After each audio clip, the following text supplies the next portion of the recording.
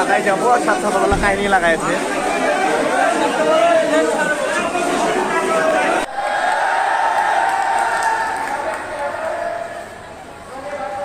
মহিলারা চলে যায় বেতন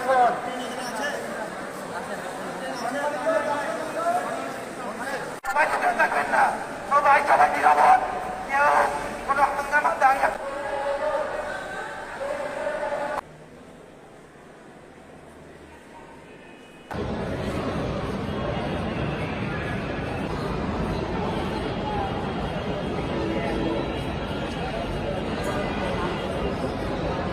ঘাটো।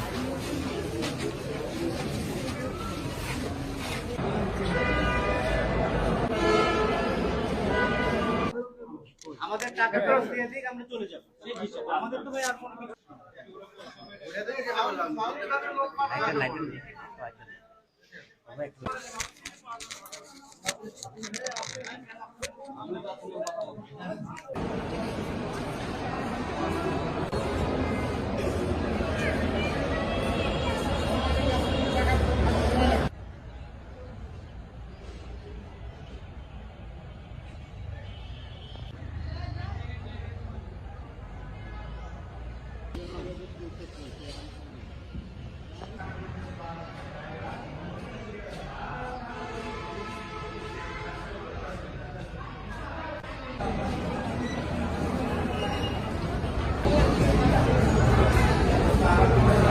তো আজকে আমার 6টা 20-এ তিতুমির এক্সপ্রেসে ছিল, কিন্তু আমি এসেছি 5:30টার পরে। জানেনই তো আগে আসতে হবে, কিন্তু এসে দেখি এই তো এই কাহিনী।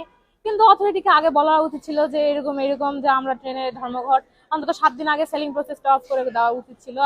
আর যে মানুষের একদম হোপলেস হয়ে গেছি, ভাবছিলাম যে একটু ডিলে হোক, কিন্তু ট্রেনটা যাবে, কিন্তু এখন তো যাচ্ছে না। আর ঘটনা হলো তাদের কয়েকটা স্টেপ ফলো করা উচিত ছিল, যে আগে তারা সেলিং প্রসেসটা অফ করে দেওয়া উচিত ছিল। তারপরে একটা আলটিমেটাম দেওয়া উচিত ছিল যে হলো আমরা এরকম এরকম ধর্মঘট পালন করব। আর এখন মানুষের একটা ভোগান্তি, প্রায় হাজার হাজার মানুষের, হাজারের অধিক মানুষ আছে। অন্তত আজকের মানুষগুলার বেশি ভোগান্তি। তারা যদি এই ধর্মঘটটা তুলেও নাই, তো এই 1000 মানুষের তো ভোগান্তিটা তারা নিরসন করতে পারছে না। বাড়িতে যাইতাম, সকাল আমরা 4টার থেকে আসছি, আসার পরে বললো যে 5টার পরে সিদ্ধান্ত নেওয়া হবে। এখন এই গ্যাঞ্জাম চলছে, এখন টিকিট ফেরত নিয়েছে, টাকা ফেরত দিয়েছে। ওরা বললো পরে 5টার পর সিদ্ধান্ত পরে আইসি, তো ওরা টিকিট বিক্রি করছে, এখন বলছে যার গাড়ি যাওয়া ছাড়বে।